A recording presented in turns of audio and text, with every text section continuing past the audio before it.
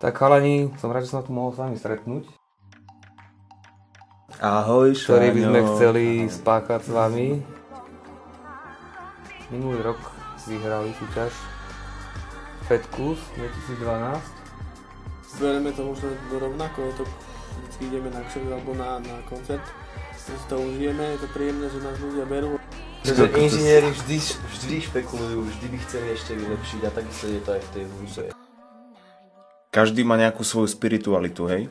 A u mňa je tá spiritualita to, že môžem niečo tvoriť. Ja si neviem predstaviť život, že by